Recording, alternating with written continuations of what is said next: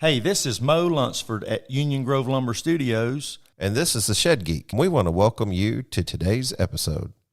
Welcome back to this week's episode of the Shed Geek podcast on Magnificent Monday. I am Susan the Shed Gal, and I am so excited. I have two wonderful guests today. And on one side of me is my friend Steve Deubel. Steve is out of Phoenix, Arizona, and I'm going to let him introduce himself in just a minute. And then on my other side is Matt Walton out of Las Vegas, which is where we are right now taping this episode.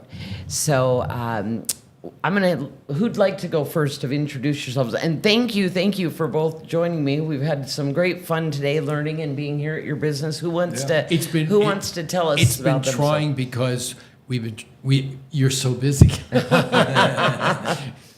It's been crazy. But we nailed you down in Vegas. That's right. We came to Vegas. Well, actually, real quick side note before they introduce themselves, Steve and I taped a television show a few months ago that's going to be out near the end of the year or the first of the year, and I'm sure that I'll let you all know about that. But it was an entrepreneurial boot camp show, and so that's how we met and became friends. So with that, welcome. Let's start with you, Steve. Introduce yourself. Tell us about your business and what you do. Okay. Well, I'm as Susan said, from Phoenix, Arizona.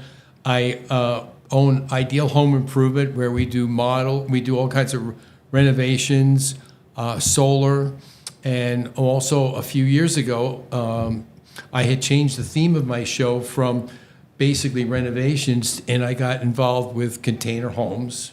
Okay, and then I don't remember how it all came about, but I know I found Matt's in Vegas, not walking the streets, but he had his business here, and I sought him out because I thought it was a unique way of utilizing containers, which is some of the things we try and talk about on Boxcar Universe, where we talk about all things containers.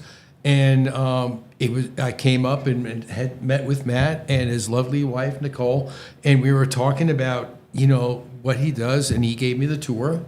And it was just a unique thing, because when I talk to people in Phoenix about, would you like a container home or a container pool? And they turn around and they say, container pool? What's that? So, after Susan and I had met, she said, when she knew I was talking about those two things, she said, "Oh, we have to talk." Yeah, I did. We I have did to say talk. That. So, and then I spoke with, we spoke with Matt and talking about that, and our other friend Chris, who's in Phoenix, out in the East Valley, and with this great adventure that we'll call it an adventure that Susan's embarking on in Phoenix, where there's going to be every kind of shed that you can imagine that's made in the universe. But we're also going to have a container pool model and a container home model, which is going to be really great. So this way, because everybody wants to come, they want to look at it, and when they see it, they're like, "Wow, I never thought that you could do something like that." Or homes are really they don't look that big. Or when they see a pool model and I show them pictures, they're like, "That's just amazing." And it's another way of being, utilizing sustainable products, because otherwise these containers would be put out to pasture in a landfill somewhere, and they'd rust and then they'd never be used. And the bad thing about it is when they're all used, that's exactly what they do. They go out, and we'll call it like down in Tucson, where they have where they put all the planes out to pasture. Oh my goodness! They put all the containers out to pasture. So it's a great thing. So that's what we try and do. We try and do all that for all our listeners and customers in Phoenix. And we've been actually in business since 1991. So I feel that I'm a transplanted New Yorker now living in Phoenix. That's right. Well, I'm sure glad you're here, and I'm glad we met a few months ago. One of the things that we're going to talk about on this week's episode, as a shed dealer who started out selling just sheds and had, whopping 8 or 10 or 12 display models on my lot, things are not as they were 6, 7, 8 years ago in the shed industry, and it's more challenging now. And I hear it all the time talking to dealers. So I think one of the things that I've done a good job incorporating other items into this. So we're going to talk this episode primarily about ContainUR pools and solar and different things that you could utilize on your shed or metal building lot to help you increase your sales. And if you're a manufacturer and you're listening and you do metal buildings or you do just sheds, don't panic, keep listening. This is dealers will stay with you longer and represent you longer if they sell more and make more money, and they can do that by offering more items that bring more people to their display lots. So with that being said, welcome, Matt. Thank you. Thank you. Live from Las Vegas, Nevada today. I feel like a rock star. It's crazy. Tell me about your business.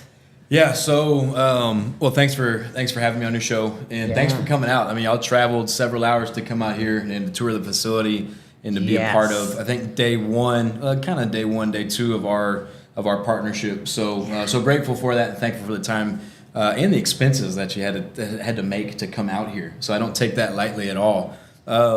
And we're about to get into something really cool. She's, as y'all have heard, is going to have a container pool on her lot, which will have some content, I'm sure, of that soon. But my business is ContainUR Pools. So, and my name is Matt Walton, and what we do is we repurpose shipping containers and we build swimming pools out of them. And I'm one of two people in the whole world that does a fiberglass shell on the inside of the container. So that really sets us apart. Number one, in just our quality, longevity, how it's insulated, the container and the fiberglass shell, so it aids more in year-round swimming. There's just a number of things outside of the container that sets us apart. So that's what we do. But what we are about is we make an impact in our community, and we're about advancing the kingdom of Jesus Christ. And so what that means in business is I hire guys that are in prison or getting out of prison or on the streets, and we give them an opportunity. So some people will call that like a second chance employer. And when they're here, we teach them how to just live life, right? How to manage, finances, or how to save finances. We teach them about Jesus. We pray over them. We teach them how to get back in their kids' life, how to be a better dad, and those kinds of things. So that's what the business really exists for, is to make an impact in the kingdom. And I believe that if we can make an impact with these people that are in prison and getting out of prison, that's how we bring the families back together. And then that's ultimately how we change a community, that will change a neighborhood, that will change a city, that will change a state, will change a country, that will change the world. And I believe it starts in business. So any business owner that's out there that may not use their business to make an impact, number one, that is okay. But hopefully this will encourage you to start thinking in that regard, because it is a beautiful thing to pursue an impact over money. Wow. Well, and I'm actually glad you brought that up, because we're here today, and Brendan, who's running the Phoenix lot, is here with us and did a tour of your facility. And it is, number one, I didn't mention this out there, but lean manufacturing came to mind as far as very, very organized. You talked about having processes in place and standard operating procedures and delegating, all these magical words that mean a lot to us business people. And then you started talking about, like, something that touches my heart is like, you're in business. Yeah, we're all in business to make money. There's no doubt about that. But like, you're literally changing people's lives. We'll get to your product, and we're going to put up some great pictures and post your website and all that, because your product is incredible. But the vision behind the product and the way that you are truly changing people's lives. So we mentioned this. I had looked it up a few years ago. Norway has a 20% recidivism rate of going back to prison after 5 years. The United States has an 80% recidivism rate. And just my opinion, we treat prisoners like animals, and then we wonder why they act like animals sometimes. Because they don't have the tools, they haven't been taught, or for whatever reason, like you said, choices earlier. But what you're doing is literally changing the trajectory of these folks' lives that are working for you. Greetings from the Shed Gal. As I delve deeper into the shed and steel building industries, I am thrilled to establish connections with friends who offer amazing products, such as Wendell Hochstetler, the owner of VersaBend Tube Bender. At VersaBend, they thank you for your interest in their tube bender.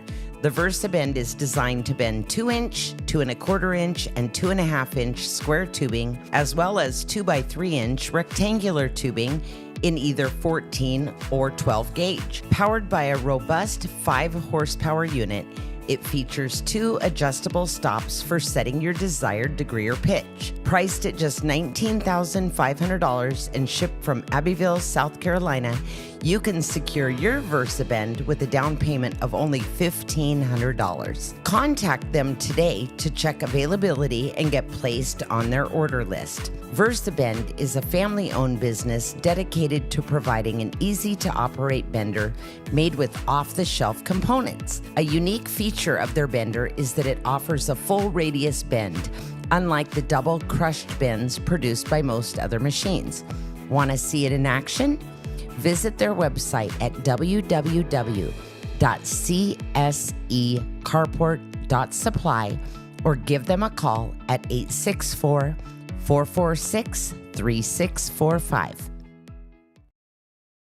You had mentioned earlier about doing outreach in your community, I believe once a month, and that you actually pay your employees to go do that. And again, remember he mentioned they're prisoners that are on work release and then they go back to prison after work. And that one of them said to you, "You don't get paid? I don't get paid." No. Meaning they were also foregoing their paycheck to go serve. Like that tells me right then and there, like just that one thing, you've already made an impact. Because do you think that that same person would have maybe felt that way 10 years ago or? Yeah. And to know. So the story behind that is, so I'm a big believer in God is the owner of my business. I am a steward of his business. So what that equates to when we look at scripture, we see God calls his leaders as servants.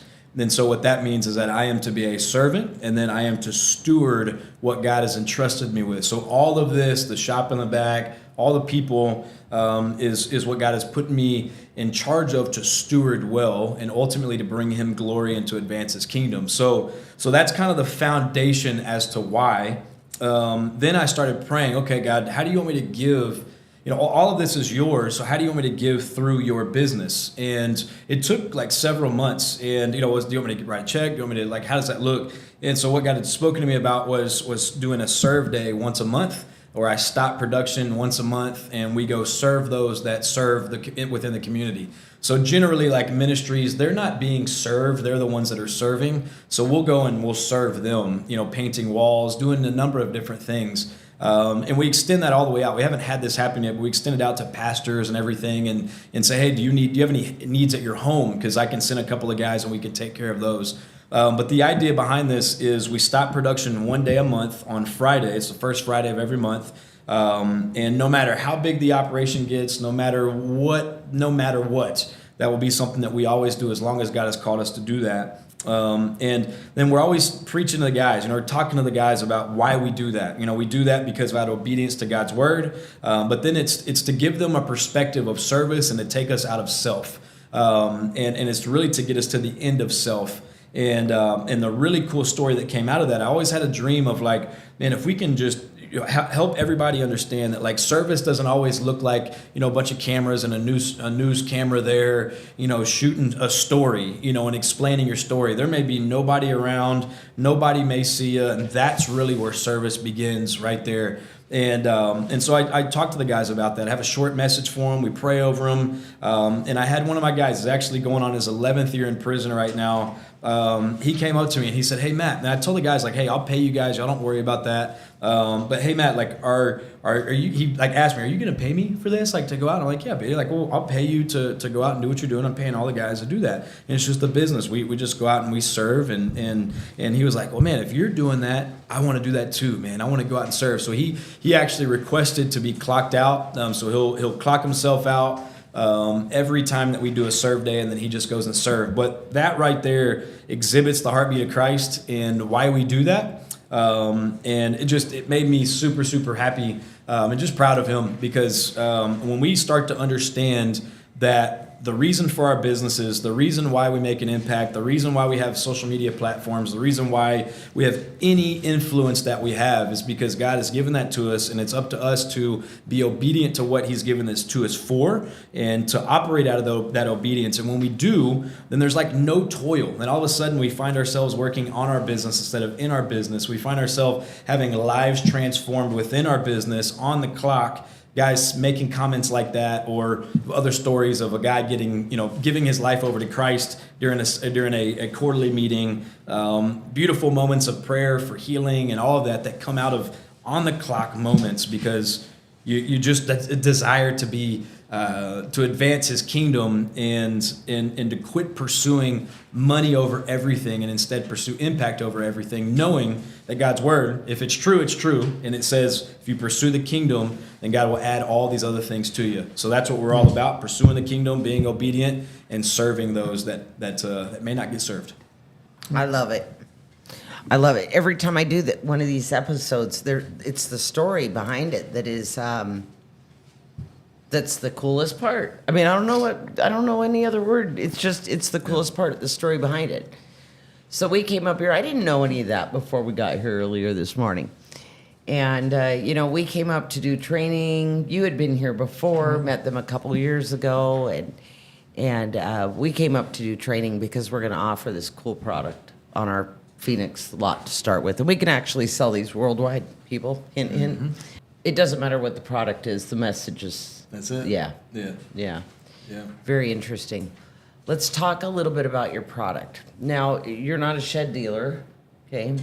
You're a container pool manufacturer, and very high-end product. I learned something today. I didn't know the price of a swimming pool, and I had heard some numbers thrown out in Phoenix about like a starter pool, starting at like $75,000.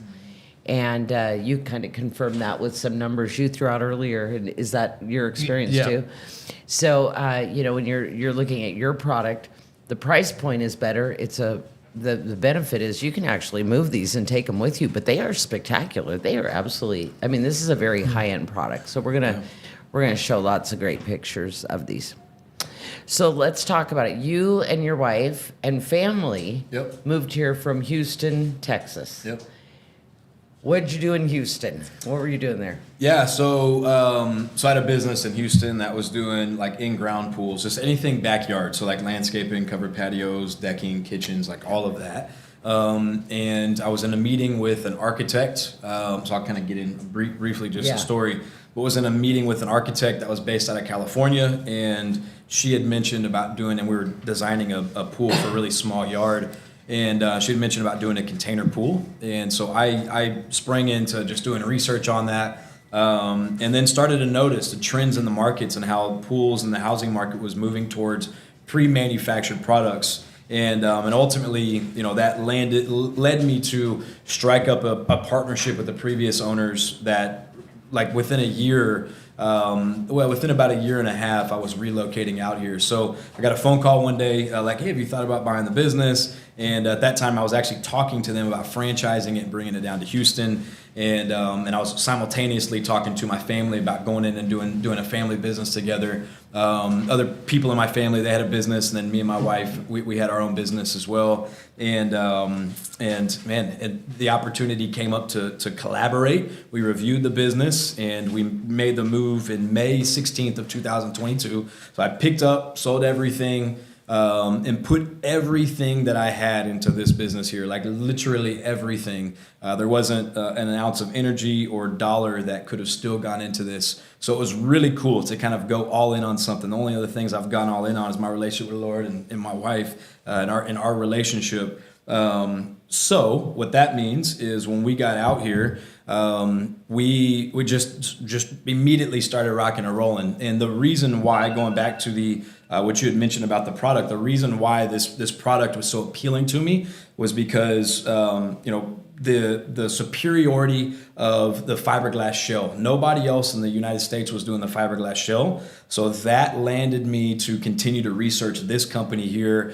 and ultimately buy this company here, and then turned it into what we're doing today. But we shoot fiberglass. The way we insulate these things are different. The way we paint them is different. It's a really, really high-end product that's built to last for a lifetime. And so now going back to the business, what we do is now I've got my whole family. My wife does some stuff. My mom does some stuff. My dad does some stuff. My sister. So we have kind of everybody within the family that adds their value to the business, and wouldn't be able to do it without any of them. So we're just incredibly blessed to have that. I walk in every day and I get to see my daughter, get to see my wife, get to see my family, and it couldn't get any better than that. And what that means for you guys, or for the end user, is we operate out of excellence, and that's a biblical standard, but we operate that way because, man, it's our family name. And that's going on these products. And so, and more importantly than that, we want to make sure that our end user is happy. So we're always looking to, I'm always researching the next product to either implement or to change within the current product to bring it up to an even higher standard. So, anyways. I love that. Yeah. I absolutely love it. So, Steve, you and I have talked about, because you do a lot of different stuff, and you are a networking king. Like, if you need to know of who does something, you call Steve, or at least I do, right? So let's talk about, and I don't know if you and I have talked about this a whole lot, maybe when we were up in Tulsa, but why do you think that a shed dealer or a metal building dealer, why would it be beneficial to have shipping container pools? Now my brain couldn't foresee what a shipping container pool. So I'm imagining the ugliest shipping container I've ever seen in my life, with a jagged edged, the roof cut off and water thrown in it. That's what you thought it was originally. Well, that's what I thought it was. I told you about it. And then I see them and I'm like, you've got to be kidding me. I mean, these are spectacular. I mean, I'm looking at these pictures on the wall. But why do you think it is for a shed dealer or a metal building dealer? Why would it be beneficial for them to have, or shed manufacturer, to support their dealers in having other products? Well, I think it's important when you go back and look at your initial concept, because if you take your initial concept and you could go anywhere. You can go to a Home Depot, or you can go to Lowe's, and you go out in the parking lot, and what do you see? They say all these different kind of small kinds of sheds of all shapes and sizes, all different manufacturers, and all they are they all serve a purpose. Right. However, okay, it's like I kind of try and equate it to like a car lot. Because if you want to get a wide variety of good, better, or best, yes. Okay, that's what you're going to see at your lot. Versus if you go to a Lowe's or Home Depot, you've got and they have all their contracts with them, but they have to accept only what those manufacturers provide. Yeah, your lot is going to have such a bigger variety of things that, and it's like I hate to use. I love to. I on my podcast, when I come up with different words and stuff like that, or different sayings, say you can't say that. I'm from New York. I'm the host. I can say that. but when your lot, it's basically all things metal. Okay, from small sheds to basically you have a shed for every need. Yes. Of a homeowner or even a business owner. Okay. But then on the other hand, too, you're thinking about, container homes and container pools. everybody, I think, from one degree to another, is conscious and trying to do more sustainable things, not just in their life, but in the things that they do. And when they look at, a container home, I mean, they're being used for a whole lot of different needs and services. Where, I've had on my show, I've had, politicians or veterans that are wanting to go make a difference, like you, Matt, in the community, going out and working with the municipalities, building container communities for veterans. Yes. Because there's so many of them out there that need it. Lord knows, I mean, every time I hear a bad story of a vet, and all these things are going on in the world, it just drives me nuts. So when I see somebody, especially a politician, taking this bull by the horns and saying, I don't care what they're going to think of me, I'm going to do this because this is what's right. Yeah. And we're going to be able to do that. So taking that into consideration, you're going to be showcasing all of that. And now we're going to have container homes and container pools.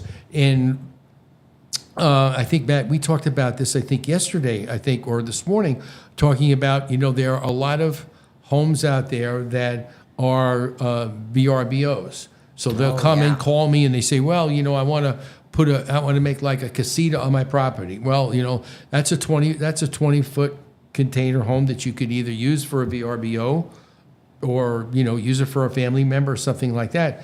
But how cool is it that you can actually have one of those and a pool, and now use it, for a multiple different, types of purposes.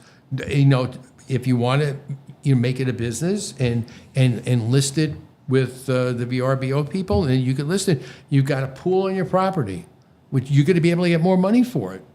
And that's going to be good. So, you're looking at a whole bunch of different types of groups of people.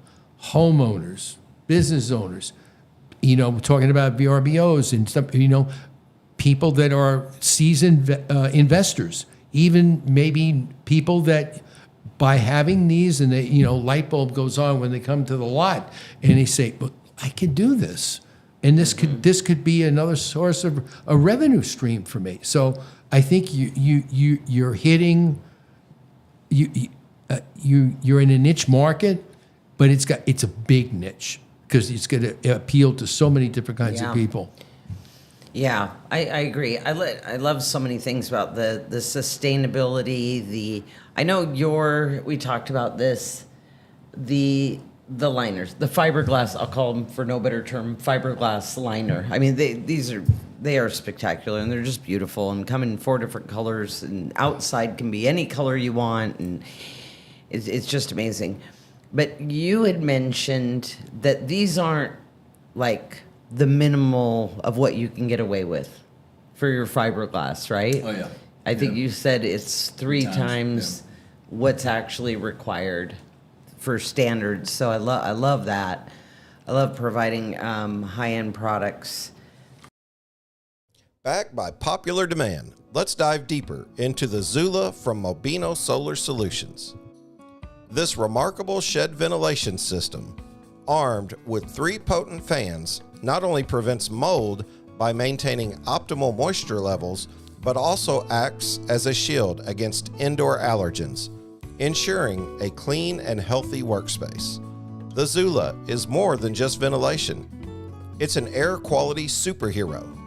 Powered by solar panels, it revolutionizes your shed experience, creating an environment where you can breathe easy.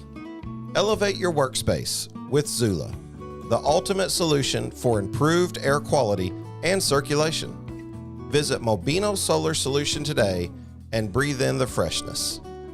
Visit Mobino's site for more on this innovative solar shed ventilation solution and use the Shed Geek 10 for an extra 10% discount. Go now to www.mobinoSolarSolutions.com. You do a lot with solar. Yes. tiny homes, and it sounds like that's the market you're going to be getting into. So let me introduce you gentlemen to each other. There's more to discuss. Yes, there's more to discuss. But sustainability, solar, I mean, the recent storms and the lack of electricity and all this, of course, the solar panels would have blown away too. Let's not kid ourselves. But why do you think solar is so attractive to folks for like tiny homes and that sort of thing?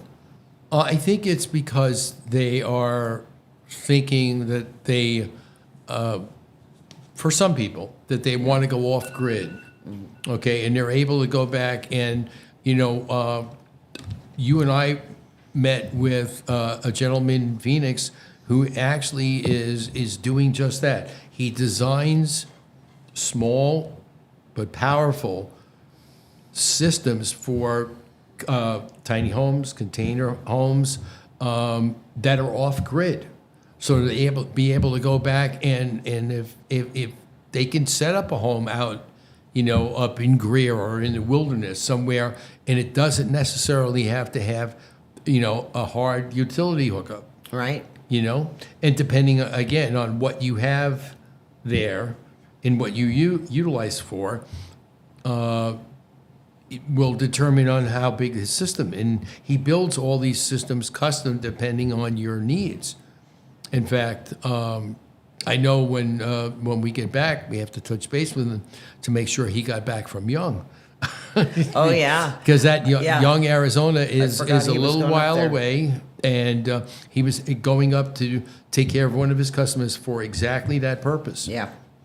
Yeah, there's a lot of off-grid property across the country. We Right. both know of a lot in northern Arizona. So yeah, it'll be interesting. I mean, we're running our new office. It's going to be off solar. Right. So to get hooked up to the grid would be tens of thousands of dollars that we just don't have to do that. Yeah. So, to invest $15,000 instead of 40 or 50,000 sounds like a pretty good deal to me. So we'll keep you posted. We may have an episode of disasters of the solar shed gal or the success of the solar shed gal. I have full confidence it's going to be just fine, and we'll have Adam on. We'll have Adam on the show here soon too. I want to make one more point before we continue, is the fact that our energy costs are not going down. Oh, They're for sure. always going to be going up. I mean, here in Arizona, APS and SRP, Yeah. every year it's going up. And you go across the country, and we're not talking about 3%, Right. or even 5%. I mean, Tucson Electric went up 8% Oh. in the beginning of the year. And if you go across to Texas, and especially up in the Northeast, it's off the chart. Right. So if nothing else, the reason that, I mean, when the utility rates go up, do you get a raise? No. No, you don't get a raise. Right. So we have to, as homeowners or business owners, we have to absorb that cost. So why not take it and basically lock your rate in now with a solar system, and then the rates can go up as high as they want because you won't be affected. But all the money that you would have been paying that utility company as it went up is now in your pocket. Yeah. And you can do anything you want with it. You can come to Vegas and see Matt, right. and look at some container pools. But the thing is, be smart. Think about it, and don't have tunnel vision. Think about where we're going and the future, and that's what's going to determine, and of course, how big your pocketbook is. Yeah. Yeah, that's true. Very true. Well, we did try the solar thing. Oh gosh, it's been about 3.5, 4 years ago, and it was one of those situations where we were overpromised, and they underdelivered. And they underdelivered, and it was just a nightmare, and that was not so much fun. But I'm certain that this is going to be a completely different experience. So, and once again, that's a referral from you. So I appreciate that very much. Where do you think? So you've talked about tiny homes. Are you talking about like a 8 by 20 tiny home? Are you talking about 8 by 40s? Are you talking about multiple containers put together? What are you thinking that your vision of the future for your company? Yeah, so it'd be both, just in regards to size, but then we'd make our own containers to be able to, do multiple different sizes. So it really comes down to the lot and what makes the most sense. But the vision behind that is gotta kind of give me a vision to create this ecosystem to where I meet the needs of my clients from, any of my clients' needs that are all manufactured goods, from pools to housing to safety centers to a number of different manufactured products. But then on the outside of that, while I'm bringing guys in that are in prison, when they get out of prison, they'll go into a transitional living community. There'll also be same community for veterans and for low-income housing. So we're looking to kind of attack all of that. And the way that I see that is with a 500 home development here in Las Vegas. That's going to have a number of different sizes. There's going to be 8 by 20. I've found a lot, and I'm going through the initial phases right now of getting everything architect designed out, and then we'll be moving forward with the city to figure out all the nuances. But I think modular builds are taking over. There's only a small percentage of builds within America are modular builds, so I think that's just going to continue to rise and rise.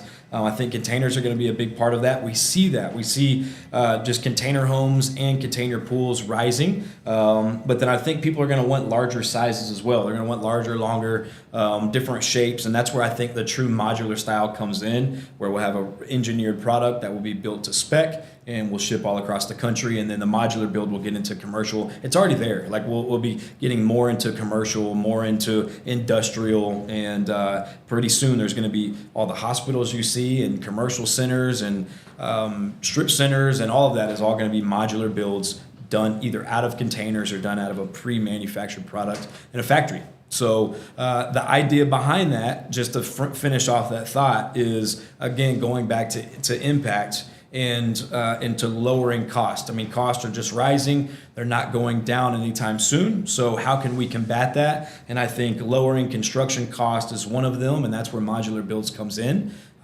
So very excited about that. I think the future is limitless, and I think designing and developing communities specifically to attack low-income housing, veteran housing, and transitional housing, I think that's going to be kind of the next thing and what people are going to be working heavily on. Very nice. So talking about the durability of these, I think that we can all agree that container homes can be much more durable in storms, and for whatever reason we seem to be having some horrific weather and doesn't seem to be improving, but this might be a way to help people. I love the idea of tiny home communities for veterans and really anybody that needs a place to live. We have a huge issue in our country with homeless, and it's, if you don't travel and get out of the country or get out of your county, you may not realize that people from many other countries wonder what on earth we're doing here. What are we doing with the problems? I think that container homes can, if you could figure out a way to make it work, you could really be onto something, because if we can take the politics aside and keep that out of it and keep the huge administrative costs and just put the money to housing people that are human beings, in our country, it'd be a much more pleasant place to live for many people. Boxcar universe. So it's almost like a glorified I don't even like the word handyman. It's like a glorified handyman. I bet people call you for anything, like literally. I tell everybody I can fix everything but a broken heart. Oh, I love it.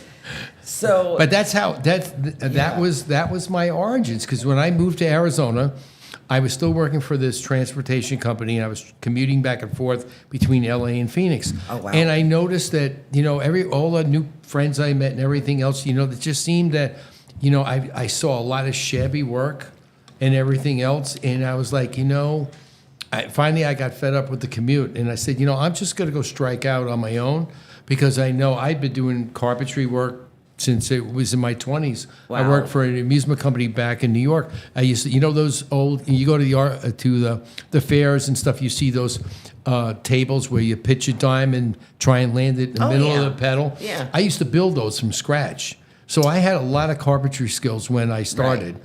And then I said, I'm just going to go take that and run with it, and I'm sure like everybody else who starts, we don't know, I don't proclaim to know everything, even now after 30 some years experience, but still back then it's like, homeowners asked me to do certain things that I needed to get skilled at. And I'm like, okay, well, can you do this? Yeah, sure. Okay. And what is the first thing I went and did? This is going to show my age here. He went back in the day, he went to Home Depot and bought a $9 VHS tape on how to fix that certain thing. I watched it, and because I could watch something once and then the light bulb goes on, I could fix it. Right. I went back and fixed it. So you started growing that way. So, but we all have to start from somewhere. And that's where we've grown to, learning bigger and better renovations that people ask me to do, and again, partnering with the right people, because you can't do it all. Like we learned with Wes, you have to work in your business, not on. You can't work in your business. You need to work on your business and delegate. Just like Matt said, you have to learn how to delegate so that you are freed up the time, so you can allow, your brain to think on everything that's underneath you and see the big picture. Yeah, that's a huge thing, and I think we get in the, and again, I'm more familiar with it than you two gentlemen are, but I think we get caught up on that. On the metal building side and the manufacturing side, we have manufacturers that just do an amazing, incredible job of manufacturing. But they take on too many things. It's hard to delegate, and now we have to train dealers and teach dealers. And oh, by the way, we need to teach them to be business people, and they're so far out of their element. Delegate. Find someone who does what they do really, really well, and teach them to do what you do, so you can move on and use your brain to find more ways to build your business, so you can impact more people, right? Have you been considering adding a line of greenhouses to your brand? At Cold Spring Enterprises, we have the perfect solution for you. By incorporating greenhouse products into your sales location, whether you're a do-it-yourself dealer or a manufacturer supporting multiple shed lots, you can expand your customer base. We offer easy-to-assemble greenhouse kits that will simplify the process of adding greenhouses to your lot. You can choose between two basic styles, an economy style and an A-frame style.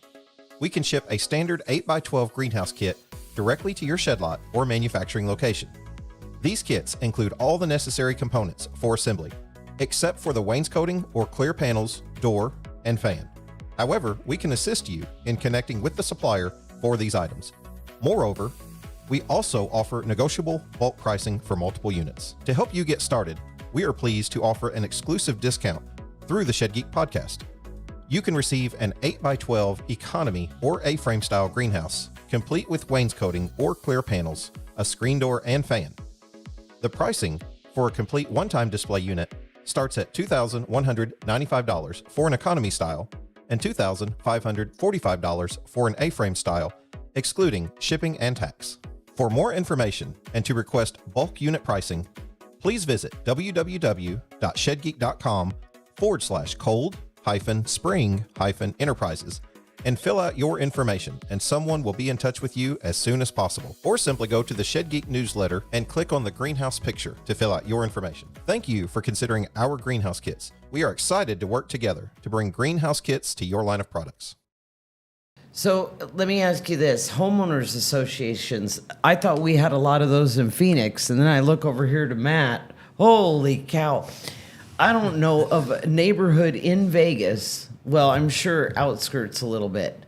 I did a mission last, I think it was late November, for a shed manufacturer that wanted to come up into Vegas, and I'm like, yeah, I don't think that's gonna work. How do you get your shipping containers into someone's backyard if they live in an HOA in here in Vegas that have the block walls? Yeah. So, well, our pools fit within the new guidelines for what pools have to fit in, just FYI. Perfect. So we fit within that. So have yet to sell one here in Las Vegas that is within an HOA zone. Okay, it'll happen. Yeah, it's going to Well, happen. let's say they have a block wall. How you getting that pool in there? So what we would do, so number one, so like with all HOAs, we're gonna have to submit to get approval. They're gonna want to see paint colors. They're going to see heights of how it fits in the ground. Does it fit within the easements and build lines and all of that? So assuming it meets those requirements and you get approval, next is you have the pool manufacturer. It arrives to you ready to go. You're gonna crane it over those brick walls and over your house and That's into your cool. backyard. So, and that install would happen like that wherever you are, regardless if you're dealing with just a regular wood fence, brick wall, or you can't get somewhere with a forklift. A crane is always gonna be the way to go. Yeah, I love it. Yeah, it was funny when I came up here.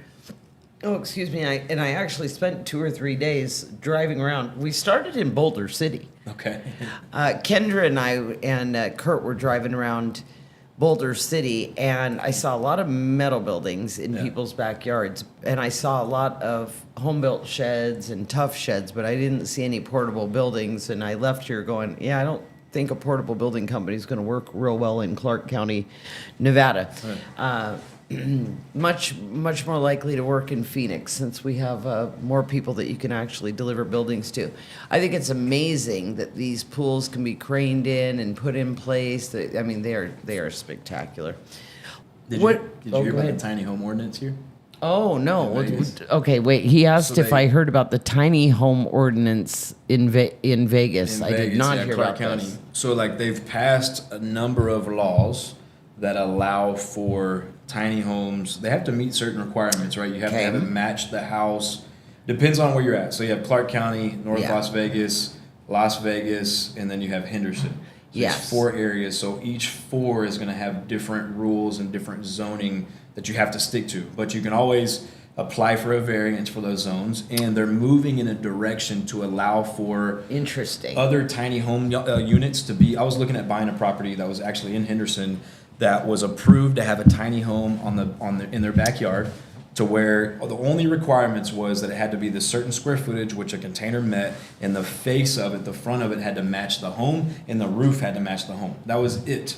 So it can be out of container, just have to do siding and do a roof on Right. it. There's requirements for the inside about could it have a kitchen, not have a kitchen, but Vegas is moving in that direction to allow for more tiny home communities and to allow for sheds or tiny homes to be in backyards that will be considered ADU units that will allow for the homeowner to have an additional stream of revenue. I love that. I think it's fantastic because I think Phoenix might be either talking about or they've done something with allowing more ADUs, but for shed builders that are doing on-site builds or craning sheds in, I mean, the sheds that are available out there for many, many, many companies are spectacular. Yeah.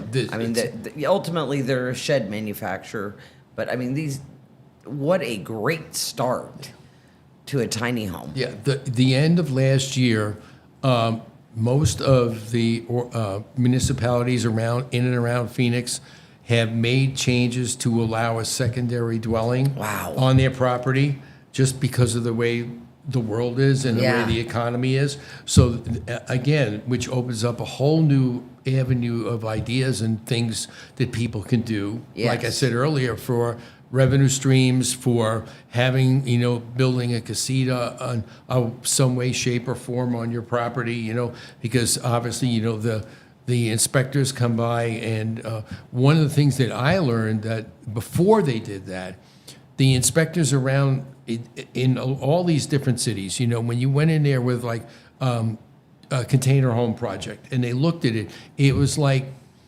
they looked at it, they had no clue. They had no clue because there was Yeah, no I'm familiar precedent with that. before it. They had nothing to reference. So the best thing that they could do and say is, sorry, no, yeah. we're not doing it. And it's like, okay, so what do we do now?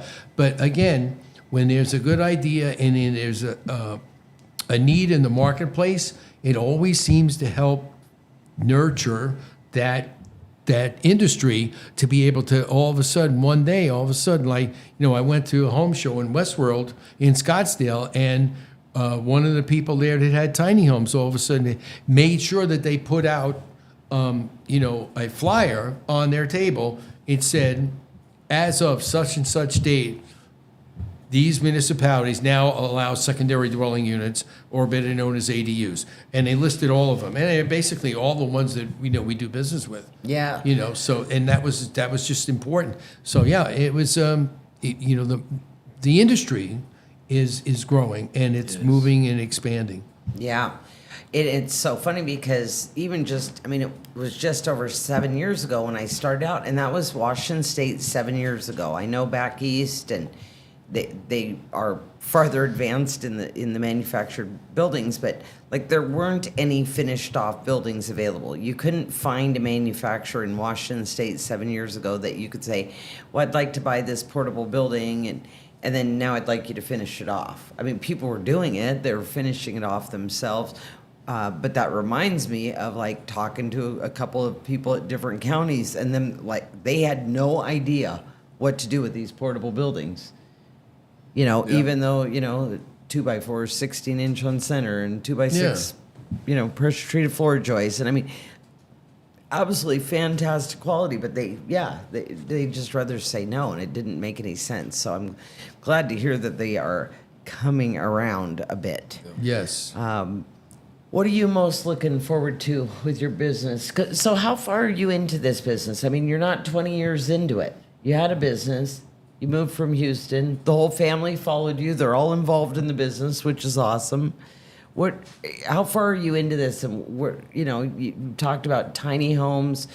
Are you hoping to add other products down the road, or you just probably maybe don't even know what you'll be offering 5 years from now? Yeah, I mean, most excited about transitioning into be a full-blown manufacturing business. Mm-hmm. So I have multiple businesses underneath this roof for a reason, but I have pools, and then I have manufacturing, and then we'll have housing as well, which is just starting up. So it's like I don't have a house to showcase back there, but I'm working through with the city right now, with the architect, and moving forward with the city, and then we'll have a blueprint for what I need to do for at least my first housing project, because the goal is to develop into manufacture homes and to develop communities and provide jobs and all that. So what I'm most excited about is just continued growth. I love business. I love the engineering of a business. I'm very big on systems and processes and automating everything, tracking everything, paying attention to data, making improvements based off of that data, and adding different components. Does this sound familiar, Steve? Yes. Yeah. That's literally I just love the business side of things, and growing and paying attention on what's working, what's not working, doubling down on what's working, focusing on problems, like kind of staying away from all the opportunities, because you're going to have, as business people, just tons of opportunities. Focus on problems, solve those problems. I promise you, opportunities will go nowhere. That's where I'm at now, is just focusing on problems and solving problems and problems and problems.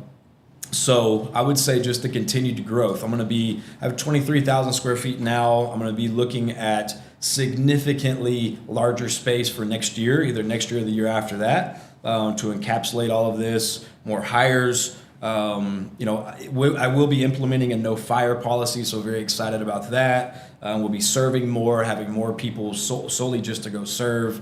I am really excited about the impact and to be able to use the resources that are generated through this business to go out and fund things. Like, I am really big on, let's go fund the kingdom over here. Let's fund this over here. Let's start a ministry here that can meet these needs here. Let's use this business to advance God's kingdom. So that's really what excites me. I love breaking down a business, reviewing data, making improvements, and being methodical about those improvements. Yeah. I love pursuing products that I can see as being the next thing, and then pursuing them until it becomes a reality or until it dies off. I love business. So I'm just excited all things business. I think it's great. Yeah. It's going to be super fun to watch your, where you take this business. You mentioned something, and we don't have too long left. I want to get to Steve, but you mentioned something, and someone out there's going to be like, what does he mean by a no fire policy? Yep. And now I know what it means because we talked about it earlier, but would you, I think this is important. I think it was a little epiphany to me. And I'll give you an example. I had warned someone multiple times about policies and procedures of the business, and it just changed, did not happen, and I fired them. I think, but I had this little epiphany when you were telling me about this no fire policy, because I think now I could have done more. Can you tell us about that? Sure. Yeah. So, number one, you have to be very methodical. Like, this has to be very methodically brought to reality, right? You can't just say, like, today I want to like stop firing people and then for it to go well. So you have to be very methodical about how this is going to I roll don't think out. firings ever go well. So the idea behind this is, so I'm a big believer in y'all have heard me talk about this, just making a kingdom impact and being obedient to Jesus Christ. So what that means is that I have done a number of things to where any human being would have kicked me to the curb, but my Lord and Savior did not. And so what I am looking at is like, okay, let's just say Susan was a thief, right? You were stealing and you were always stealing, or maybe I didn't know you were always stealing, but I found out, but I found out that you were stealing. So most people, their general rule would be like, okay, well, let's bring them in, let's do some fact finding, so on and so forth, and then ultimately we have to let this person go because there's a character flaw and all of that. So what I would say is let's actually develop a program. So I developed a program, it's called the discipleship program. Most big businesses are going to have like your performance improvement plan. This takes it kind of a step further, if you will, to say my desire is to never fire anybody, but rather to disciple them and to teach them how to be upstanding citizens within our culture. So like we'll just use that stealing as an example. Somebody steals, they're fined out. Well, they will be brought in. They will be brought in underneath the discipleship program, and then underneath that, we develop a system to where, hey, you follow these guidelines here, then those are the steps in order to go back to work your normal day. Out on the other side of that is while they're following that program, they will also go to work for my nonprofit. So that way I will always, I mentioned earlier, I have serve days. Well, that is eventually, not yet today, eventually going to be an everyday thing, like 5 days a week thing. So those that are at risk for being fired, if you will, within my business, they will go to the nonprofit. They'll serve while working through a program, while meeting with a counselor. Then once they're cleared by a workplace chaplain and by a pastor to come back and work for me at the factory, then they'll come back and work. And the idea behind that is that they'll be, restored, if you will, right? They'll learn that, like, hey, most people are going to kick you to the curb. We're not about that. We actually want to bring you in, love on you more, teach you how not to steal, how to resist those urges, why you don't want to do that. Develop a plan with that of like, hey, if you do these things here, here's some goals that I know you want to accomplish. You can accomplish these goals if you do these things here while you're working through this program. And then they're serving, and then they come back and they work, and they may not be in that same position. They may have to go work at a different position or something. I don't know exactly. It just depends on person to person and what's available at that moment. But they will always have a position to come back in the company and work for the company. So the idea behind that is to represent Christ well. God doesn't kick us to the curb. We want to make sure that if I say that discipleship in the marketplace and caring for my people is what I believe in, then I have to put that to work, right? And so it looks more than just a counseling session or a coaching session. Like, let's actually draw this out, because it may take you 6 months to actually be reformed or restored, right? Or it may take you a year to be restored. And if that's the case, we have a spot for you over here with the nonprofit. You'll go serve or run it through the program. Then you'll come back and you'll still be working for us. And then hopefully you'll be reformed. So that's it. Well, in a and nutshell. here's, and don't take this wrong, because this sentence is gonna end well. That is so crazy. It's the best idea I've ever heard. Praise God. Thank you. Yeah. Like, people out there are gonna be saying, "That's crazy. Yeah. That's crazy." Yeah. Well, crazy ideas change the world. Yeah. I think it's brilliant. Amen. Thank you. Yeah. Absolutely brilliant. If more people in this country had crazy ideas like that, Yeah. that the world would be a lot better off. For sure. For You sure. know? And it's so much work and everything behind it. But I mean, those are the things that change the world. Right. That's right. Wow. So before we wrap, our hour is almost up already. I can't believe this. Before we wrap this up, tell me, because you're on the construction handyman, do-it-all side, what do you think the benefits are to folks buying a prefabricated shed, assuming they can get it built or get it delivered, versus hiring a contractor or even a handyman possibly. Because it is a huge business nationwide, these portable buildings. And I mean, it's not the contractor, that you hire can't build one just as good. They certainly can. But this, I mean, what would the benefits be of a customer just buying something that's already built? Are we talking about sheds or Yeah. like ContainUR? Yeah, no, a shed. just like sheds, Yeah, okay. just like a shed Well, off the lot. Off the Shed Gal lot. First, right? First of all, I think, there are a lot of people out there, and we have a saying I've had on my show for years and years and years, and I'll tie all this together, okay? A homeowner with tools or even a handyman with tools could be a dangerous thing. And also, just because you're a contractor and you have a license doesn't mean you're good at what you do, okay? Because there are a lot of, as my old friend used to say, there are a lot of shabby contractors out there. So you could get somebody to say, I can build you a shed, and they go out, okay, and the average homeowner who will have no clue if he's doing it right or anything else, okay? Not to mention, he's subject to all the price increases. He's buying materials for that one particular project versus if maybe he was building like 20 of them. Right. He could drive the cost down. So he's only focused on that. But if you buy something that's like one off your lot, it's, first of all, they're manufactured, they're done right. There are specifications that need to be done by when they're built, okay? And of course, it's so convenient if somebody says, get the lot, get the building from you, they bring it, make sure that the lot is ready to go. They drop it on the lot, and it's ready to go. Yeah. Okay? There's no, I have to let this guy on my property for a week while he builds this, and plus, looking at it from a homeowner standpoint, the homeowner has recourse. Because if there's something wrong with the building, they call you and say, and then you have to do customer service. Yes. Okay?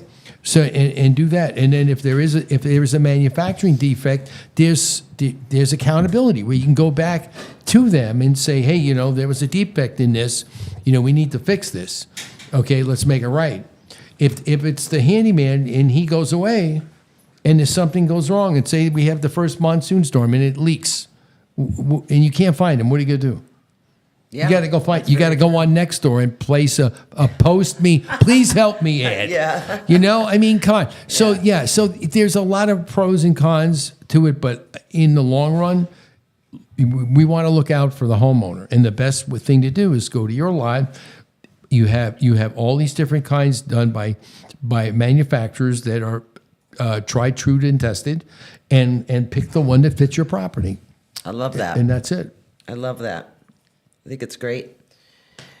Do either of you gentlemen? We're out of time already. I don't know where the hour went. Yep. Do either of you have anything to add to this week's episode? We're probably I'm gonna want to come back up here to Vegas when you get these container tiny homes. I'm gonna have to check that out. We're gonna have to do an episode. I need to follow you around for a day or two. We'll put it on our regular travel list. There you go. We know like the lady that I started the show with, which Mel knows. We did this segment, Mel and Steve on the Street. So I guess if we're going to start putting a travel itinerary together, we could do Steve and Susan on the street. There we go. There you go. I love it. And I need to just follow you around for a day or two to networking events. Oh my God, there's so many things that we could do now that you're back here in the valley. Oh, it's just, just get ready, get the shoes out. That's right. That's right. All right. Thank you all. This is Susan Frair. Thank you all for watching this week's Magnificent Monday episode of the Shed Geek podcast. I truly appreciate all of you that watch and listen, and we'll see you next week. Hey, this is Mo Lunsford in sunny Union Grove, North Carolina, and we want to say thank you to all the guests and listeners.